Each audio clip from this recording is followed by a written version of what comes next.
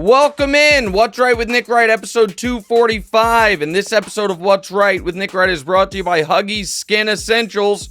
Babies rejoice. New Huggies Skin Essentials are here. A brand new dermatologist-approved line of diapers, wipes, and pull-ups training pants, all designed with baby's sensitive skin in mind. All right. This podcast, son, is off to quite the championship run in 2024. We don't have a favorite hockey team, so that doesn't really count. There have been 2 championships decided this year. One, the Kansas City Chiefs, who won the title. My team, beating your team, the Baltimore Ravens, en route to it. And 2, the Boston Celtics, who won the title, who beat kind of my adopted team, the Dallas Mavericks, en route to it. So it's been a long road for you as a Celtics fan. You kind of picked the worst era in Celtics history, which is a testament to how great their history is, to become a Celtics fan, because you became a fan in 2010, and then they won their first title of your fandom this year. So worst sounds bad, but my point is they've done so much winning over the years. There aren't a lot of 15-year gaps. 86 to 08 was the longest one, but you were too young and weren't alive for a lot of that. So before we get to any of it, congratulations. It's your first favorite team that's ever won a championship. How'd it feel watching it? Not a lot of suspense in the series and in the game, so I imagine it wasn't a single euphoric moment, but you guys won. Yeah, we did win. I got my my mimosa right here, so toast to you and the Celtics championship. Just take a straight shot right on the air at 7:30 in the morning, West Coast time. Go ahead. So it felt great. I will say something about it felt unnatural, like with how easy it was. But like Tatum said, long time coming. Very glad they got it done, and just excited to see this team next year and see what they'll be able to do. But it's it's amazing. But like I said, like it does feel a little eerie still. Like for some reason, it just feels a little strange. Yeah, so I understand. And I relate to that. It was my first team that won a championship really was the Royals, and it was similar, their run in this regard. So the Royals the previous year went 7 in the World Series and had an unbelievable postseason run, and then lost in heartbreaking fashion. And then the next year, they could have easily lost the divisional round. They could have easily lost the divisional round, but then they kind of took care of business in the ALCS against the Blue Jays. And then the World Series itself was 4-1 over the Mets, and it felt within the moment almost anticlimactic, but the buildup over the previous years is where the real intrigue came. For the Celtics, It's something similar. This team has been championship caliber the last 3 years. And 2 years ago, I know people say, they went to 6 conference title finals in 8 years, but that 17 and 18 teams were not championship caliber. I didn't think the 20 team that lost to Miami was championship caliber, but 22, they're up 2-1 in the finals. Look like they're going to win it. Steph goes crazy in that game 4. Draymond gets going and they lose. Last year, they have it all laid out in front of them.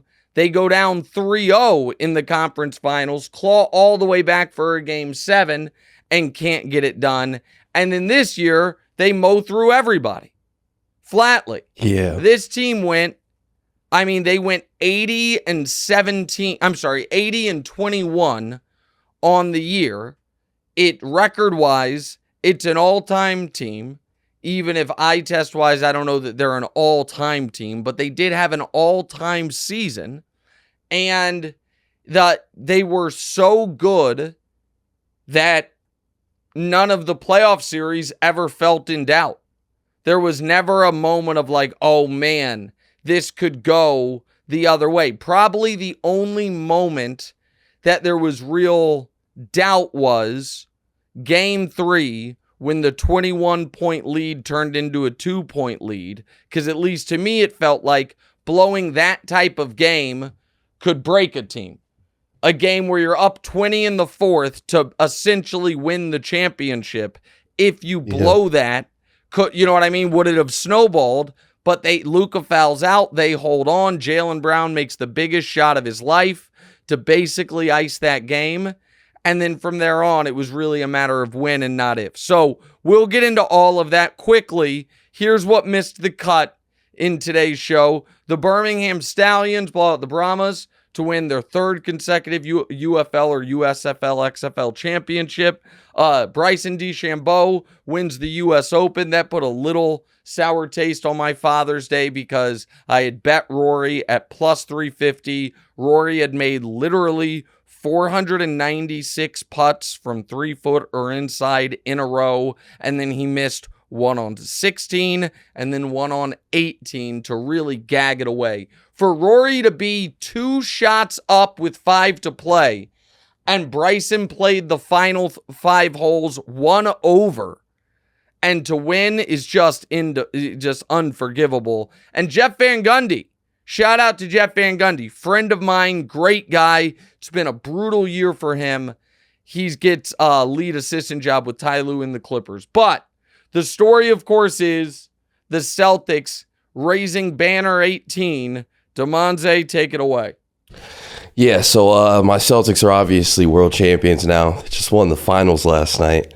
They finished, you already said they finished their postseason 80-21, but you congratulated Boston last night, but kind of took a shot at the same time with your tweet, which I kind of got something to say towards, but I guess we'll get to it later. The words are tiny. But yeah. Oh, because I said, let me read the tweet. Congrats to the Celtics. They were the best team all year, and I didn't believe in them. I didn't think they had the guy. Turns out they didn't have to. Outstanding team that has 6 excellent players, guys who know their roles and are brilliant defensively, deserving champs. I don't think that's taking a shot. I think that is cogent analysis, but go ahead. All right, so do you think this is going to be the first team to roll through the finals and through the playoffs and still get crushed for it? Or do you think people will finally acknowledge this team as a historic one? Yeah, I think that was always a straw man. I don't think there are no champions. There is one champion in my lifetime that gets butted consistently. And I think it's because LeBron's attached to it. Other folks say no, it's because of the pandemic. But the Lakers championship gets a mental asterisk folks put on it. They call it the bubble championship. That's the only one. The Wilds and Brew argued with me and yelled at me, said no. The other one is the Rockets 2 championships because Jordan wasn't in the league, but of course he was in the league for their second championship. But I don't think credible people are like, oh, Akeem has fake championships. There are no fake championships. And so I just don't think that anyone ever was going to do that. Now, if somebody tried to say, this is one of the hardest paths to a title ever, that obviously is a different discussion, and that's not accurate. But that doesn't matter.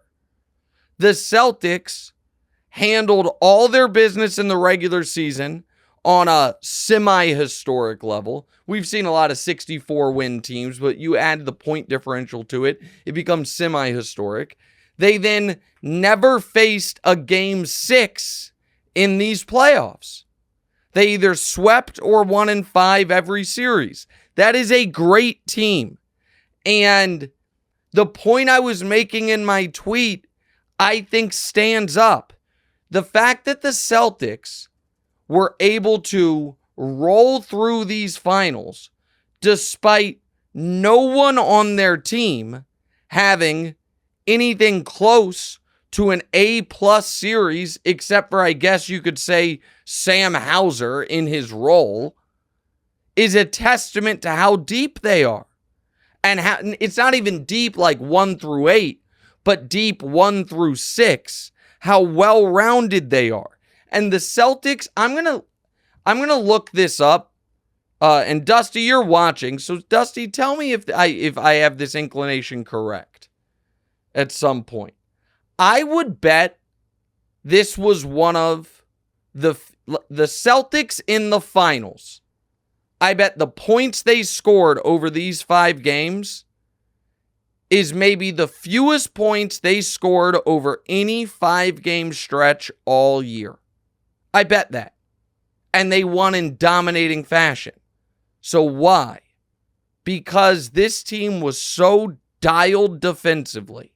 And aside from 5 minutes of Game 3 and the entirety of Game 4, essentially, they were so dominant defensively. When they were keyed in, the Mavericks had no room to breathe. And that makes you a great team. There are some legitimate similarities to the 04 Pistons, a team that also didn't have anyone in those finals go crazy. Nobody averaged 25, let alone 30 points per game. But it didn't matter because they were so well-rounded and they crushed you on the defensive end. And so, listen, Jason Tatum gave you 22, 7, and 7 on 39% and 26% from 3. And they blew the Mavs away. Jaylen Brown gave you 21, 5, and 5 on 44% and 23% from 3. And they blew the Mavs away.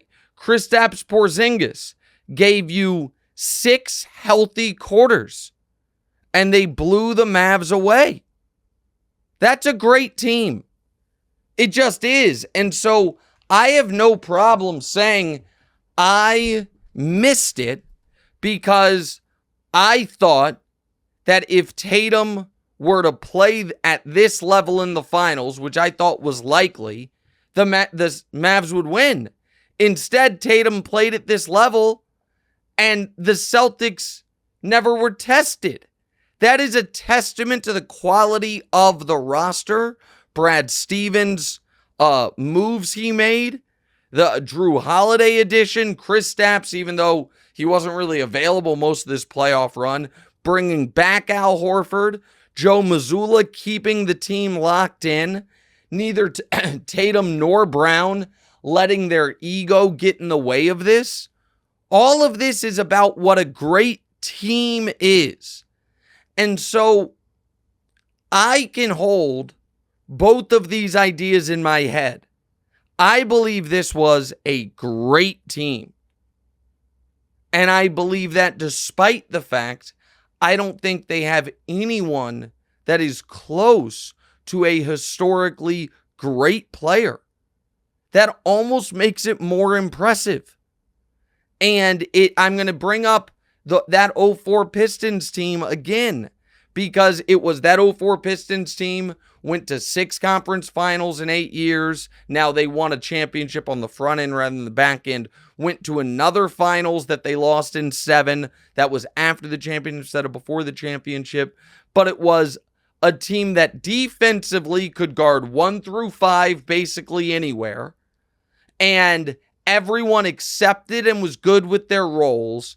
And everyone except for Ben Wallace could be an offensive star on any given night. That's this Celtics team. And shout out to them for that. And so I don't think, and Dusty just sent it to me, these finals were the second fewest points the Celtics scored in any 5-game stretch of the season. And with the only, you know what? And the only 5-game stretch that was fewer was the last game of the conference finals through game 4 of these finals. So it is. They didn't so think about that. Think about that for a moment, because this is a compliment. The Celtics had their worst offensive 5-game stretch of the season in the NBA Finals, and we're up 3-0 and 1-4-1. That is remarkable. That is insane when you think about it. And thank you, Dusty, for looking that up. I just from watching the Celtics throughout the year and knowing the numbers, they averaged 120 in this series. They never hit 110. I knew their offense wasn't clicking by looking by their own standards, and they rolled. So this is where, before we get to other stuff, Celtics fans that want to be, mad at me or annoyed, you can take a victory lap in that I underrated your team. You deserve that. I absolutely did.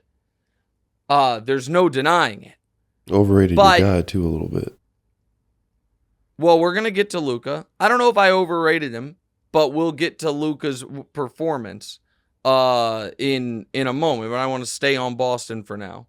But you could say well, let's just put a pin in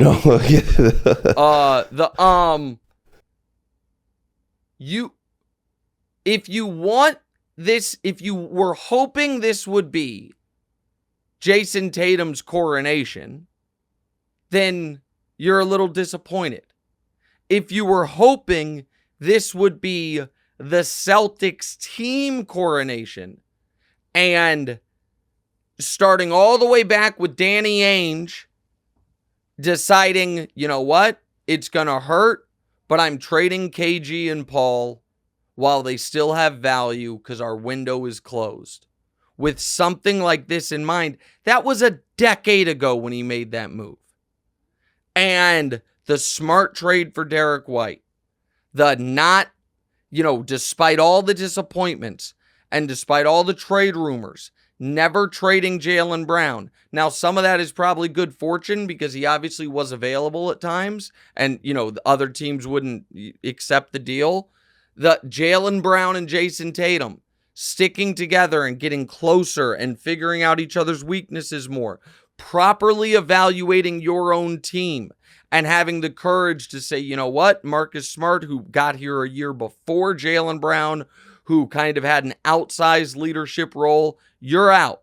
We're trading you. Getting Kristaps. The moment Drew Holiday's available, seizing on him. Doing those things is how you build a champion. And they did it.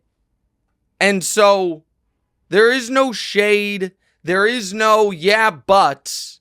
They won the title. And I know right now, Damonza, before we move on to your follow-ups and then get to Luka,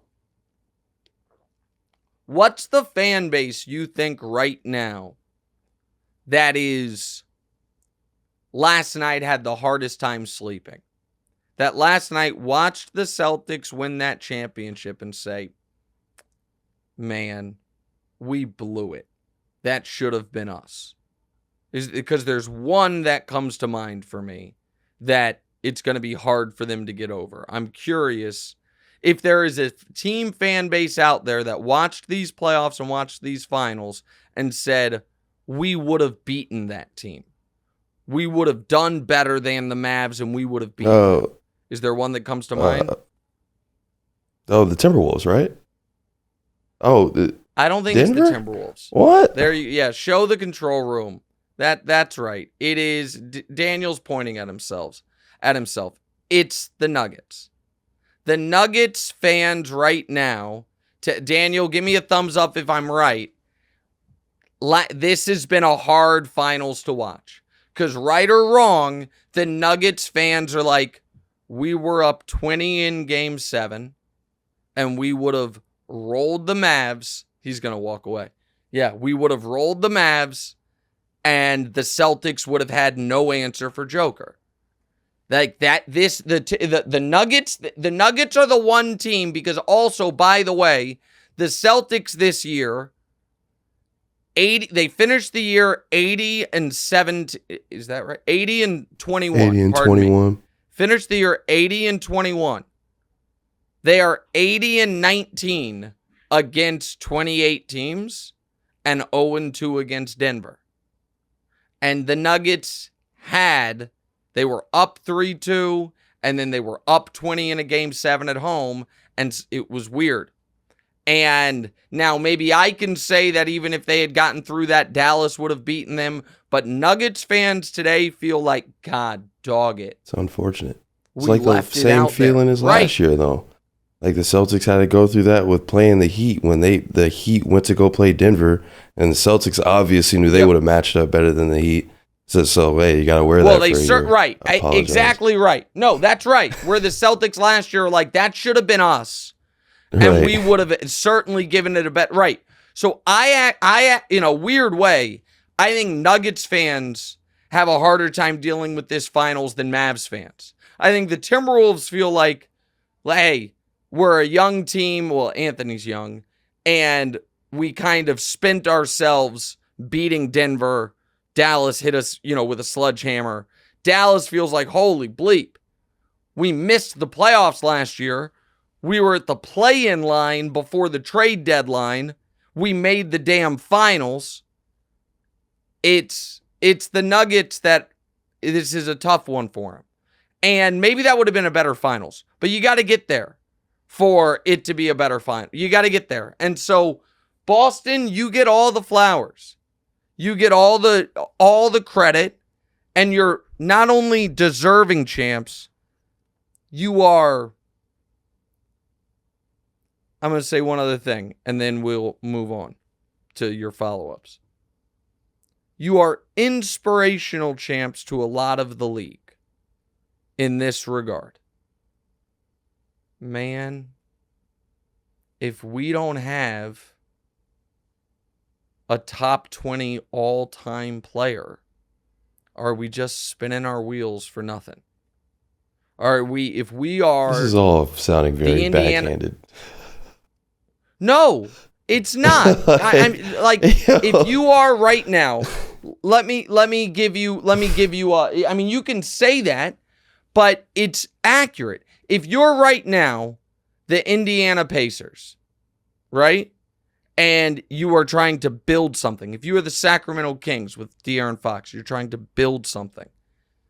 If you maybe are the Minnesota Timberwolves with Anthony Edwards and trying to build something.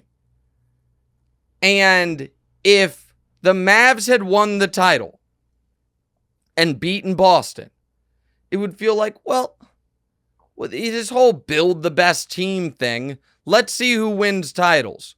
Luka, Jokic, Giannis, Steph, Kawhi when he was healthy, LeBron, Stephen Durant, LeBron, Stephen Clay, Duncan with Kawhi and Tony and Manu, LeBron with D-Wade. It's okay.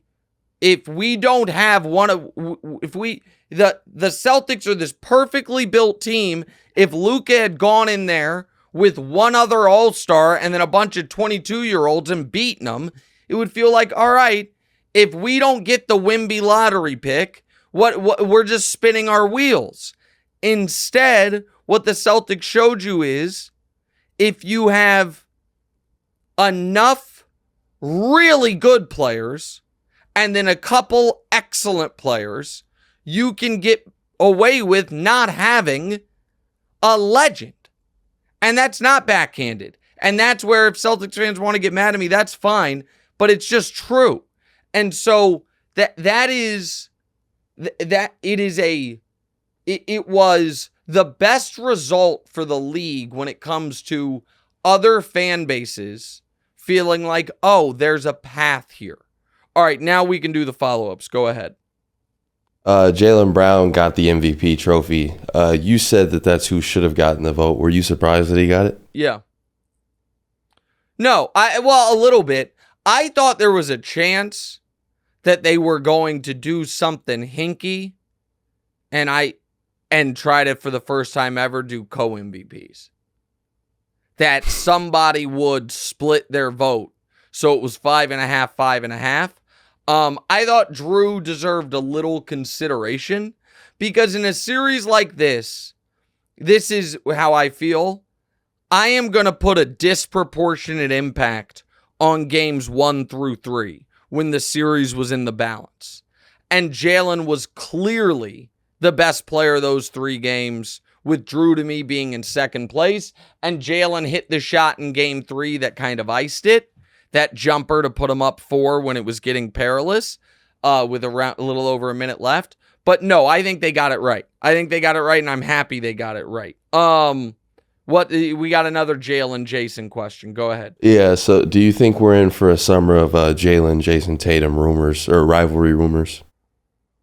No. I think that is that is going to, the Twitter meme of the idea is somebody puts out like a highlight clip and then captions it with, and they said, but it's something no one has ever said. Like they put a clip of Steph hitting a bunch of threes and then somebody captions it with, and they tried to tell you Steph Curry's not a great shooter. Like you're debunking something that no one actually has ever said. I think that there are going to be Celtics fans who operate best from a place of angst that don't know how it kind of feels to just know you guys won and there's not really any downside, but pessimistic side to it, that are going to try to straw man you into saying that this is a storyline. I don't think it's a storyline. Now, I guess maybe I'm going to contradict myself here. I don't think it's a storyline. I do think that if somebody went into next year and said, hey, I think Jaylen Brown's the best player on the team, they can't be disregarded as trolling. I think he has done enough in biggest spots where it's at least someone's allowed to hold that opinion. Let me put it that way. I think that is even I don't think he's the best player on the team. I feel like you could say either one, to be honest. Right. Right. So it's a viable opinion. It's an allowable opinion, not in the way that think of the Warriors pre-KD. If somebody was like, guys, I'm just telling you, I think Klay Thompson's the best player. That's not a viable opinion. You know what I mean? That way, even though Steph didn't win Finals MVP, Klay didn't either, obviously. It's now a viable opinion, but I think Tatum has the right disposition, man. I think he wanted Finals MVP. I think you could see once the game was decided in that second half, it did feel to me like Tatum was like, well, if I score 40, I think I'll get it. But that's fine. He's supposed to want Finals MVP. Like he's supposed to, want those accolades. But no, I don't think it's a rivalry thing. All right, what's the next Tatum question? So do you, with that said, with his mid-performance throughout the series, do you think that would all be forgotten if he had won Finals MVP? Yes. Yeah, I do. And that's where it stings for him just a bit, is if he had won Finals MVP, anyone in the future that were to be like, well, Tatum hasn't been great in either finals he's been in, can simply respond with, he won Finals MVP. So it was similar to, I'll give you a, not apples to apples, but an example. Mahomes, a few Super Bowls ago, right?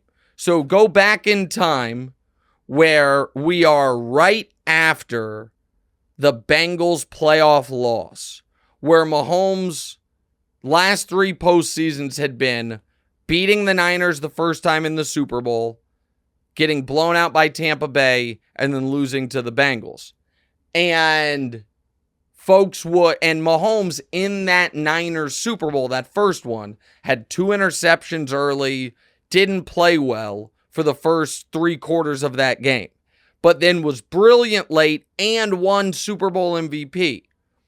I remember being on Dan Patrick's show before the Eagles Super Bowl, and Dan Patrick tried to say to me, well, Mahomes hasn't played very well in the Super Bowl in his career. And I just replied with, what do you mean? And he's like, well, he hasn't been very good in either game. And I think checkmated him by being like, oh, well, that's interesting because he's played in 2 of the games. And in one of them, at the end of the game, they voted on who was the best player on either team, either side of the ball, the single best player in the game, and he won that award. So I guess he played. If he didn't play well, no one played well because he won Super Bowl MVP. And so it is kind of a big joker when it comes to how poorly could the guy have played if he was named the MVP of the game or the series. So yeah, I do think it would have been lost to history. Now it won't be, but it's not. The only way Tatum playing poorly was going to really hurt him was if they lost because of it. Instead, they ran away with it. So it doesn't help him, obviously, like the championship helps him, but not winning finals MVP, it doesn't help him, but that to me is fair. All right, let's go to the Celtics future part, because we'll go ahead and ask the other Tatum question, then we'll go to it. Then we'll go to the next. Do you think he's reportedly going to sign an offer for 5 years, $315 million? Do you think that's worth it? Yeah, of course. He's one of the best players in the league. He's one of the, call it 10 best players in the league, and that's what those guys get. So yeah, that's not even a debate. He can be clearly a cut below the very, very best players in the league and worth a max. Like, that's not even, to me, that's not debatable. Now, one more Celtics question before we get to Luka. Yeah, so they seem like a perfectly built team with stars and role players. Do you think this is just the beginning of an era? Yeah, so I think everybody's got to be careful. Every team that wins the championship, we are convinced, is just going to keep winning championships, and we have 6 new champions over the last 6 years. Just so when the Bucks won the title, nobody thought they weren't set up to just keep winning titles. Nobody was like, oh, that was a fluke. No way that's sustainable. And the next year, Chris Middleton got hurt, and they haven't been past the second round since then. When the Warriors won their last one, they were the favorites going into the next year, but I don't know that people thought necessarily they were set up for a long run because they had already had their run. Certainly when the Nuggets won their title, up until a month ago, everyone thought they were in the midst of what was going to be the Nuggets era, and now everyone's going to think that about Boston. Now, they're set up better than the Raptors in 19, who knew they were probably losing Kawhi Leonard, but as we have learned, very hard to repeat. So I'm not ready to talk about teams a lot different from those other teams, or a though. Dynasty.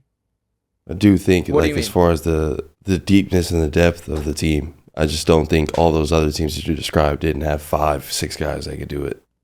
Well, Denver did.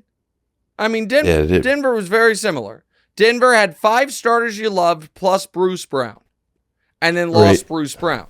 The Celtics have 5 starters you love plus Al Horford. I think it's on the board Horford retires. Now that he's won the title, he's got 1 year left on his deal, but I think it's on the board he retires. So Milwaukee, everyone now thinks Milwaukee wasn't this great team. Milwaukee, had Drew Holiday, but he was 3 years younger. Middleton was coming off his best postseason. Giannis was a fire-breathing dragon. Milwaukee looked pretty damn good. And so I think Boston is, a frontline contender for next year. But I do think it is too early to talk dynasty, obviously.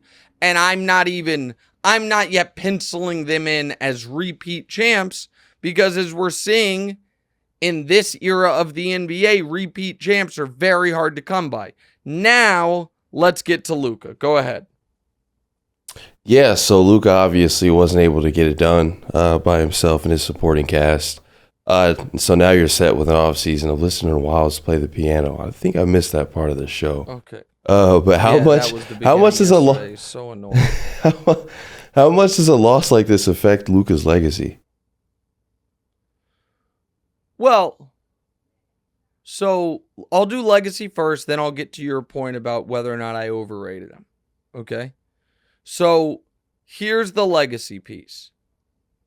Luka, because of this finals appearance, is back on schedule. And by on schedule, I mean when he came into the league, I thought his ceiling was top 10 all-time player. And he now has the through 6 years, through age 25 resume of a guy on that trajectory. He just does. As far as he's been in the league 6 years, he's been first team All-NBA 5 times. He has now been to an NBA Finals and a conference finals. Last year, he got himself off schedule. He had been on schedule each year. So rookie year, he's rookie of the year. Second year, first team All-NBA, awesome in the playoffs, lose as an underdog in round 1. Third year, first team All-NBA, even better in the playoffs, lose in 7 to a better team, same team, the Clippers, in round 1. Fourth year, make the conference finals after being first team All-NBA at age 23. Okay, this is exactly the way an all-time great player goes. Fifth year, first team All-NBA, missed the playoffs. Now all of a sudden you're in trouble. And then sixth year got right back on track. And I can show you this graphic that we made that, again, it's not going to translate to the pod quite as well, but we can go full screen with it. And I'll try to explain to the listening audience. On the right-hand side, what you see is how many first-team All-NBAs the active guys have. So LeBron obviously has the most, and it's almost an unfair standard. So for LeBron, he's got 13 first-team All-NBAs, which is a farce almost, along with 10 finals appearances and 4 rings. KD has, right there, he has 6 first-team All-NBAs, and in those first-team All-NBA seasons, 1 ring and 1 other finals appearances. Giannis has 6 first-team All-NBAs, Harden has 6 first-team All-NBAs, and then there is Luka with 5. Steph, AD, Joker, CP3 all have 4. Tatum and Kawhi have 3. Then if you go to the history of it, as far as where Luka is 24 and under seasons, no one ever has more first-team All-NBAs, and the only guys with 4 who have been to the NBA Finals are Durant and Duncan. Duncan, of course, won the title. So he is right on track where he should be. Now, so I don't think his legacy takes a hit. I think this was good for his legacy this season. Now, here is where Damonza asked, did I overrate him? I don't think I overrated him. I do think I overestimated how good he'd be in this series. Because he finishes the series 29, 9, and 6 on 47% shooting and had a bad three-point shooting series, real bad, shooting 24% from 3. He needed to be better. And while the whole world was killing Luka for his defense in Game 3, as I tried to make the point, the Mavs did not lose this series because of defense. They lost this series because of offense. Now, Boston's defense gets credit for that, but Luka's supposed to be the skeleton key to solve all of that, and he wasn't able to. In order for the Mavs to win this series, Luka honestly needed to be 35, 9, and 9. And that would have given them a fighting chance. I thought he would do that. He didn't. So does this make me reevaluate him? No.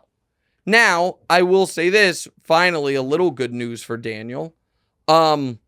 He doesn't get to be called the best player in the league. I know that was your follow-up, Damonza, so we can skip that follow-up. But no, Joker retains the title.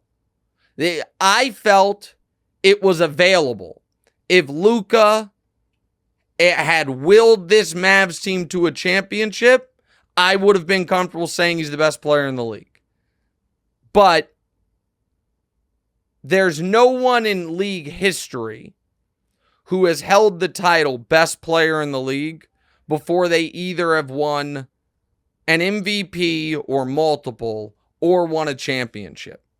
The only possible exception would be maybe LeBron at 22 after he got to the finals with that 48 special, but the very next year he won MVP, and I think most people at that moment still thought it was probably Kobe, even if I thought it was LeBron. So, or maybe they thought it was Duncan.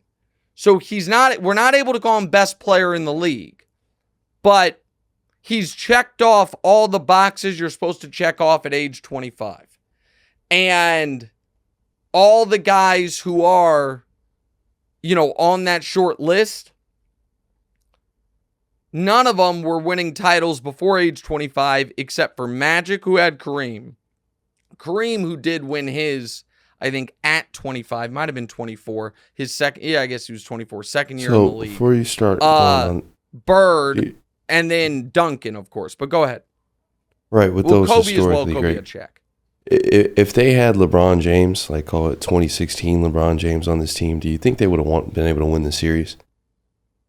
Because yes. I think that goes instead of Luka, obviously. I think that goes hand in hand with you saying like they had the guy. That's what I was saying. Like he just wasn't right, but that hold guy. on, but we got to be fair. You asked me if they had 2016 LeBron. I think they would have won the series. LeBron was 25, though, in 2009. So if they had 09 LeBron, would they have won the series? I think they would have. I think they would have done better. But I don't know that they would have won the series because 09 LeBron, to be fair, he hadn't won a title yet either. Now, here's the thing let me see I'll get to that in a second. But I don't think, I said top 10 all time, Damonza. I didn't say number 1 all time. So instead of comparing him to LeBron, let's compare him to, if they had 25-year-old Kobe, do I think they would have won the series? No.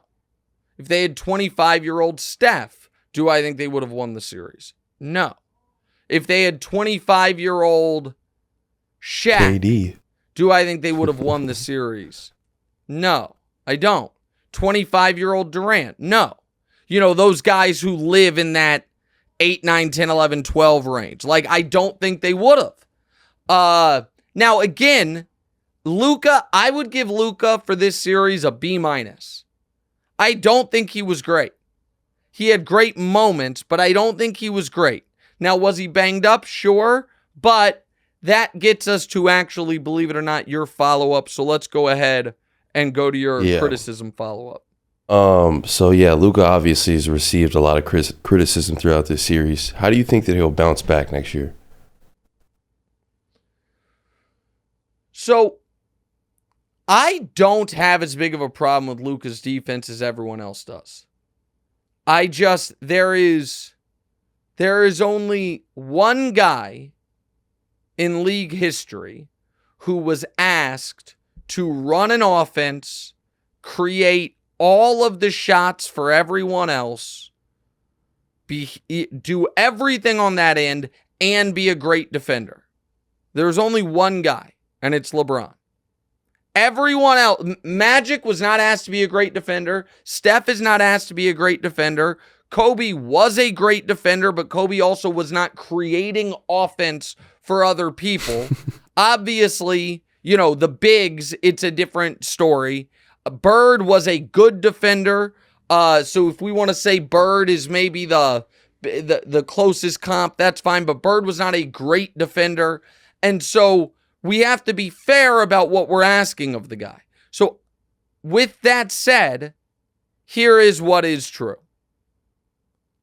And this, Damonza, you're going to agree with me, and I think you're going to give now you say it.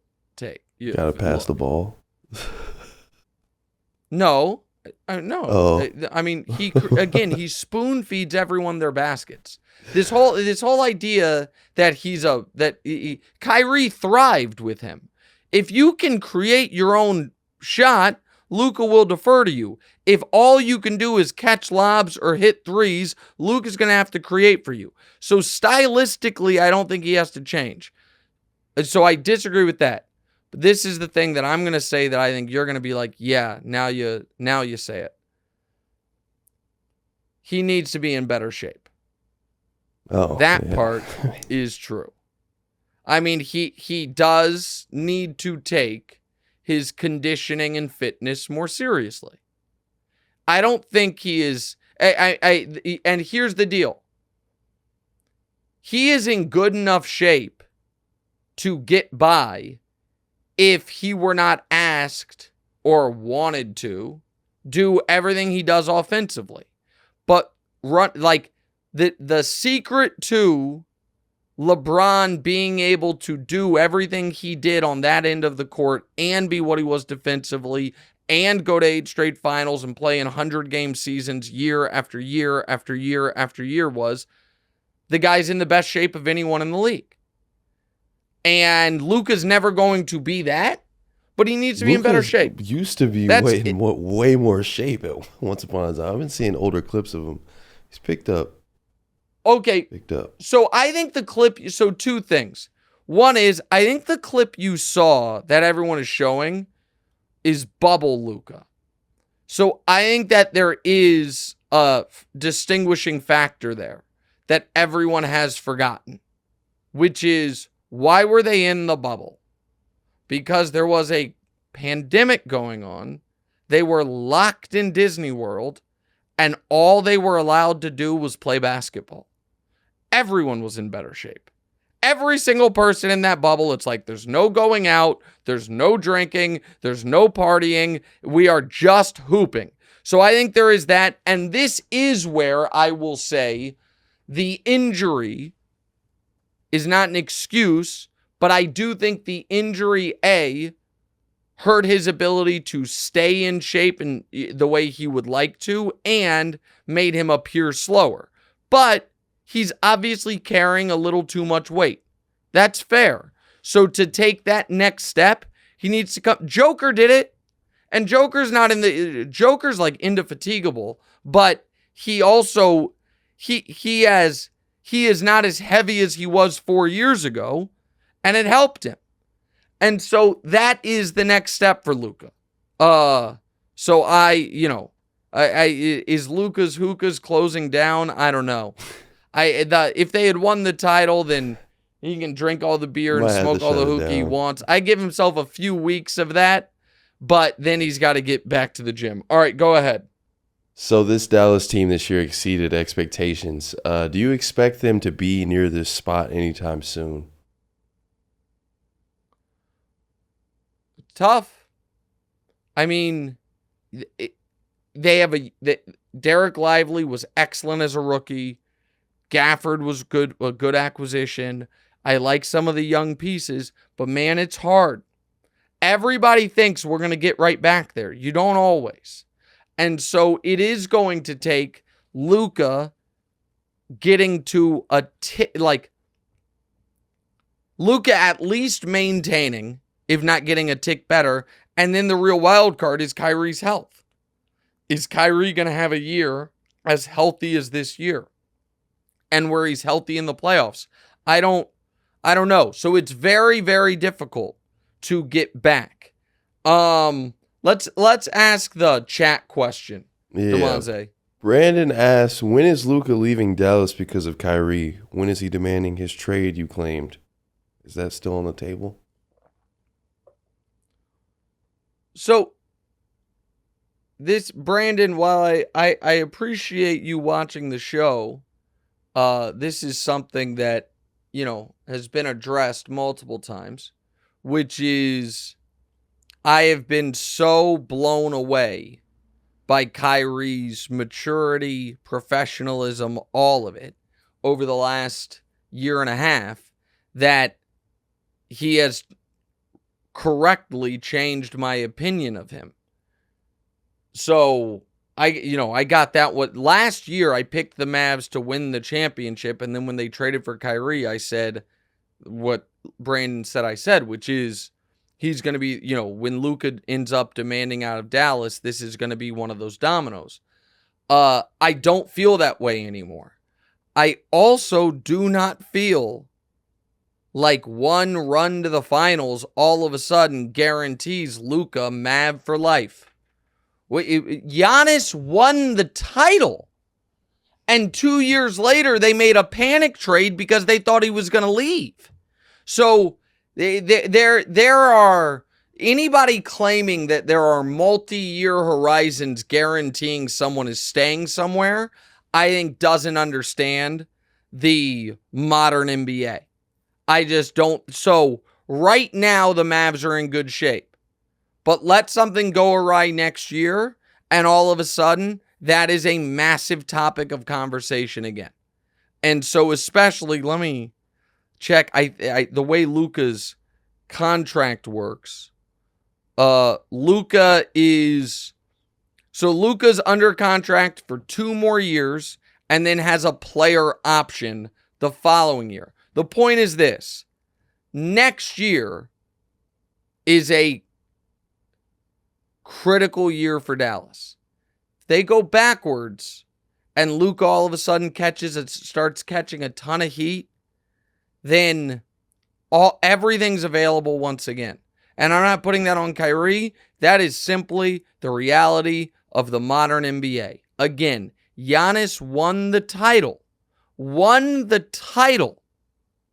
And within 2 years, the Bucks were so terrified he was going to demand a trade that they kind of made a panic move. They fired Budenholzer. They hired Adrian Griffin. They traded Drew Holiday for Damian Lillard, which ended up maybe winning a title for Boston. It's crazy how things work out. Quick break, right back. What's right?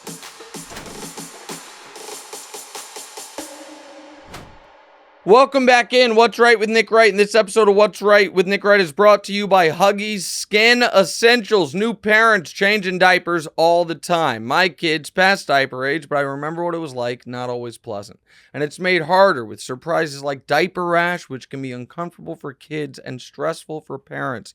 However, babies rejoice. New Huggies Skin Essentials are here. A brand new dermatologist-approved line of diapers, wipes, and pull-ups, training pants, all designed with baby's sensitive skin in mind. The Skin Essentials diapers feature the Skin Protect liner and help protect against the top 2 causes of rash by managing moisture and runny mess. The wipes are thick and have 0 harsh ingredients for a great, gentle clean. Pull-ups Skin Essentials has got your big kid covered too with a training pant that's ultra soft and breathable to help protect sensitive skin throughout potty training. Learn more. Huggies.com. Once again, head to Huggies.com to learn more. All right, Damonza, before we get to our game and to the Caitlin Clark discussion, I am going to... This is my Father's Day present to myself, is doing this segment on the air because, and any father out there, any parent out there of a young kid, I want you to know, I'm going to use the quote that I've used before. John Lopez, my old radio partner in Houston, one of the best human beings I've ever met, told me when Deanna was born, the day Deanna was born, every age is the best age.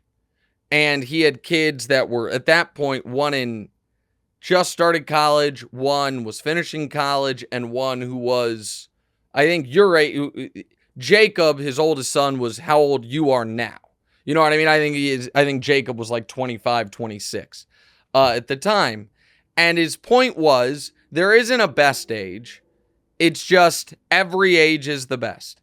And so I now am a full believer in that philosophy. And nothing made me feel it more than when I got Damonza's Father's Day present to me. And so I loved it, Damonza, before I even opened it. Because you and I, in so many ways, are the same person. So first of all, America, I'm going to cover this. It came in a Priority Express overnight envelope, which this costs $30.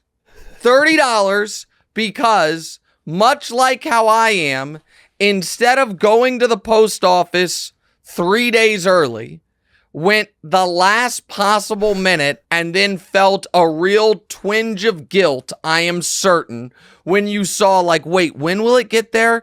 If this cost me 50 cents, when will it get there? Well, not on time. What if I do the 2-day shipping, which America always do the 2-day? It's sometimes cheaper than ground anyway, and it really does get there in 2 days. Oh, the 2-day will cost $9. Well, damn it. I think that's going to be late. What will overnight cost? Overnight's going to be $30. All right, screw it. I'll pay it. That is what, without knowing that's what happened, that's what happened. So I got this, and then in it is a great card that I won't read, but it is a great card. But also in the card is $50 cash and an Apple gift card. And I will read one little line which says at the end of it, we should be even and then some on the Clash bill. And that is because Damonza once upon a time rolled up quite the charges on Clash of Clans on my Apple account and might occasionally still roll up a few $5 charges via Clash of Clans. So he was like, you know what? What do you get the man that has everything? How about I pay him back for some of these iTunes charges that started when I was about 15 and still occasionally show up? And so much appreciated. I will put this Apple card on the account, but it made me so happy. Seeing that it was an overnight thing and then all of it, but go ahead. It made me so happy, pal. Love you, Pops. Happy Father's Day. You got that that Sunday. You got that Saturday night or Sunday, right? You didn't get it. You didn't get it yesterday, did you? Did you get it yesterday? Unfortunately, you paid the $30 and it came in Monday morning. I know you're mad. I know you're mad. That was the other thing. You paid all this extra to make sure it would get there on time, and they still fried you. They still got it to me on Monday. But go ahead. So yeah, it was funny because we had talked and like you hadn't said anything about it, but I thought it was just you forgot to mention it. So you did. So that iTunes gift card, don't try to put it into your phone. I've been going to the Ralphs. There's been a lot of fraud on the iTunes cards, so they don't put money on them. Like you literally can't buy them. I put that in there so you would also like know that was what it was for. In case you didn't understand, like the encrypted, we should be even on the Clash bill. But that was just to like basically set up like this is what that's for. Okay, all right. Well, that's good to know. It also means that the present was half of what I thought it was. I thought it was $100, but it was $50. Because this does say so. But now I get it. So this is an unactivated Apple card to signify I literally couldn't activate $50 you sent. No, I got you. To signify the $50 cash is for Clash of Clans. Okay, so be it. That's fair. I also, that makes me happy actually because I opened it in front of your mom, and your mom's so funny. She's like, he's such a good boy. I'm like, oh, he's 25 years old. I don't know if good boy is the way we should be phrasing it. But I said to her, I was like, this is too much. I was like, this is $130 he spent on Father's Day. I was like, this guy's working hard for his money. So that makes me feel a little bit better. Okay. Let's get to Caitlin Clark. All right. So Caitlin Clark is trending again after the hard foul that Angel Reese gave her. She kind of clocked her in the head. Looked like she was going for the ball. Yeah. Honest mistake. Yeah. But the foul was upgraded to a flagrant, and even CNN covered it. Do you think that this is good for Angel Reese and Caitlin Clark's rivalry? Well, I mean, it's good as long as it doesn't. screw it. Listen, folks. We gotta have to steal a line from poker player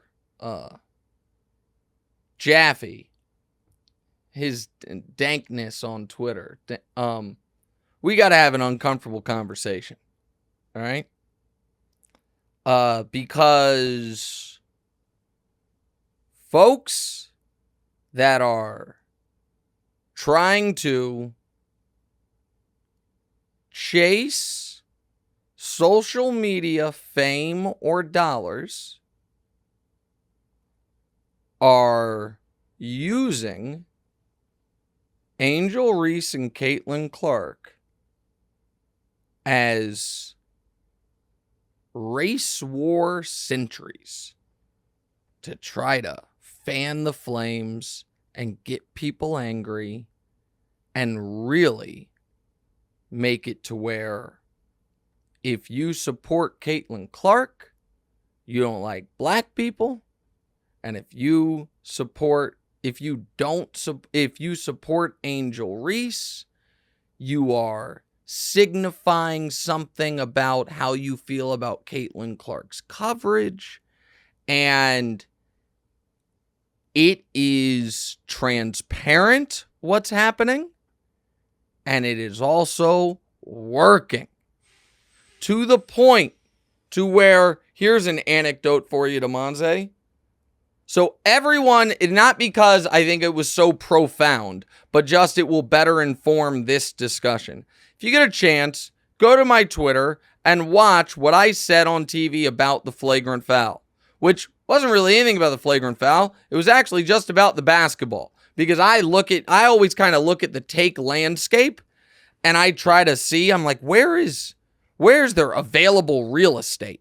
And I'm like, oh, there's a weird thing happening with the WNBA, which is it is being discussed more than ever, and yet I haven't heard anyone make the point. The Fever actually have won, after starting 0-5, they've won 5 of their last 10, 3 of their last 4. They're not playing back-to-backs anymore. They are currently in the playoffs if they started today.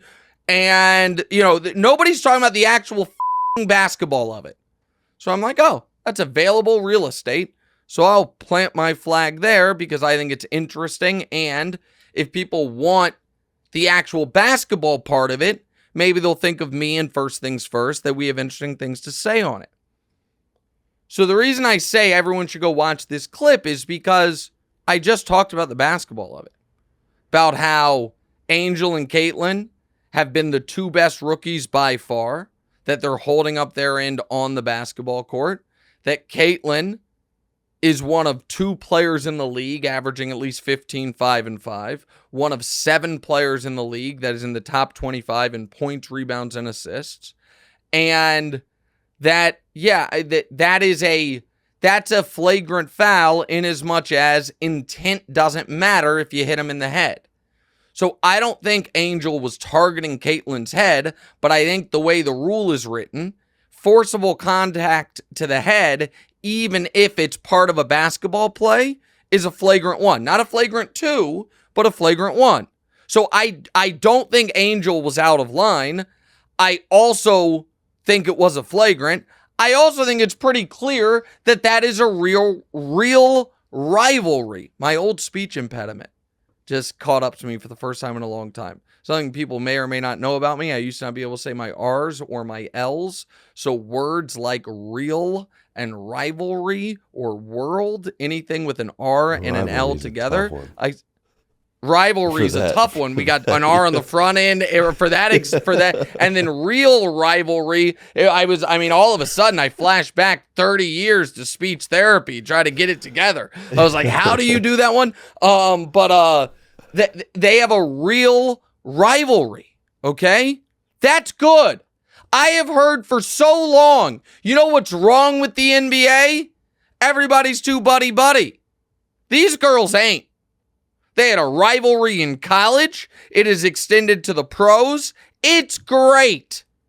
And are there underlying racial dynamics to it? Yes, there are. Even if there isn't for either one of them specifically, They exist. The coverage the Iowa women's team got after losing to the LSU women's team, the coverage the LSU women's team got, where they tried to invite the Iowa women's team to the White House as well, even though they hadn't won the title, the way the LSU women's team was painted compared to the Iowa women's team last year, of course, race played a part in it. You would be insane to act like it didn't. Okay? But you have to be able to acknowledge that and then also acknowledge that Caitlin Clark is excellent. This idea that she is some white girl media creation, like as if she is some Anna Kournikova of old reference of the WNBA, is belied by the fact that games are played and she puts up numbers and she is now contributing to winning. And then if you wanted to act like Angel Reese is more celebrity than player, and that is belied by the fact that she is averaging the second most points of any rookie in the WNBA, only to Caitlin, and the most rebounds of any rookie in the WNBA. They have both been excellent. So here's why this whole thing has gone off the rails. And this was the point I was going to make to you. And I interrupted myself 3 times. That was a classic me moment. I went on like 6 tangents within my own point. The reason I said watch my clip from yesterday is my clip is just talking basketball. And people, Damonza, slid into your mother's DMs saying, essentially, I hope what your husband said about Angel Reese yesterday opened your eyes to how all white people really think about us. Like, a real, hey, he's not on the right side on this. And when it comes to this topic, everyone is exposing themselves. And the reason that was even worth mentioning is because I believe the social media bad actors and the media in some ways and some of our politicians have succeeded in making this where you must pick a side along racial lines.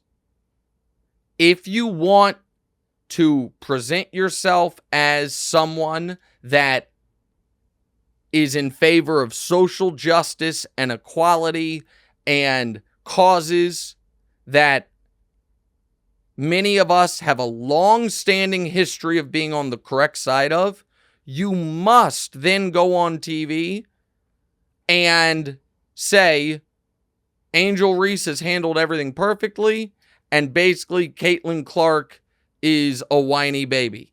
Even though Caitlin has never complained about any of it. All she's done is say it's basketball, we play hard. I can't speak to the biggest Caitlin Clark fans. I can't. And a lot of them might be out of their minds. But that's not, tell me if you disagree with me, Damonza, that's not Caitlin's fault.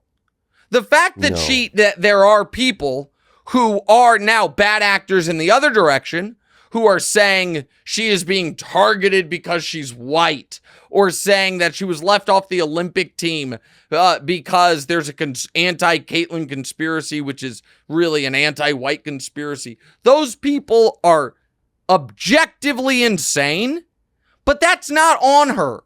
I don't think that's on her when she has answered every question the right way. And I personally will not allow these social media charlatans to win, where they have made a clear, obvious goal of making this be a racial dividing line, pick a side. I think that's bullshit, and I think it's toxic.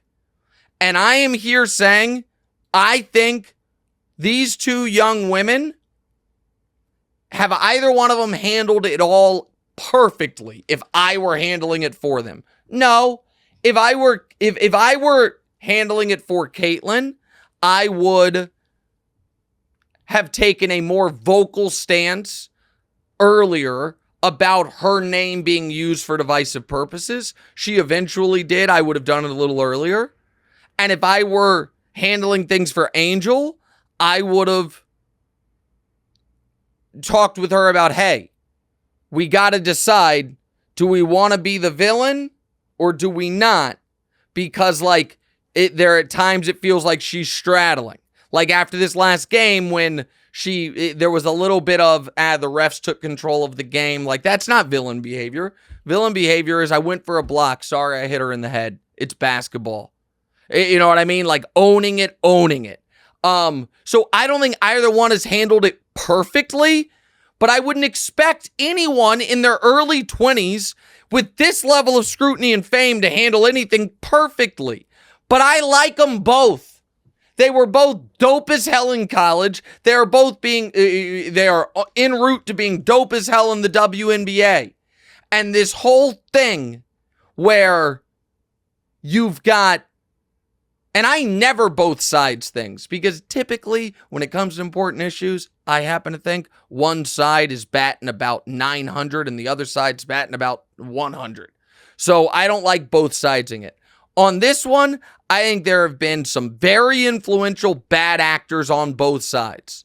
There are obvious ones on the Caitlyn side of things. Nikki Haley, that stupid congressperson in Indiana that was trying to pass a law related to Caitlyn Clark. Those folks are obvious. And then there are folks that, to me, are more subtle about it, just clearly trying to turn, if you will, sections of Black America against Caitlyn Clark. And I find it, it is so disappointing. And so that's my take on this, is more about how it is being covered and how people are consuming it. And I'm going to add one other thing. The fact that people now get a check or a direct deposit if their tweets get engagement, I think is a wildly damaging phenomenon. It incentivizes in a way not just like, oh, I can grow a following and then maybe sell it off one day like Dove Kleinman allegedly did. But no, you get a literal direct deposit from Twitter. Depending if you're, pay for the blue check mark or get the blue check mark, you get money in your account. Depending on how much engagement your stuff gets each month. Yes, correct. It just incentivizes bad behavior. And there's the banal bad behavior, which is one of those anonymous NBA aggregator accounts tweeting out, oh man, the Sam Hauser sweepstakes this summer is gonna be bananas, where you tweet things just trying to get dunked on. Like that's become a thing because you can get paid off that. But then there's way worse, which is, trying to fan the flames of racial disunity. So I don't like it. I don't like it one little bit. So, oh my God, it's almost noon. Okay, well, I've screwed up the clock once again. Quick break, right back. What's right?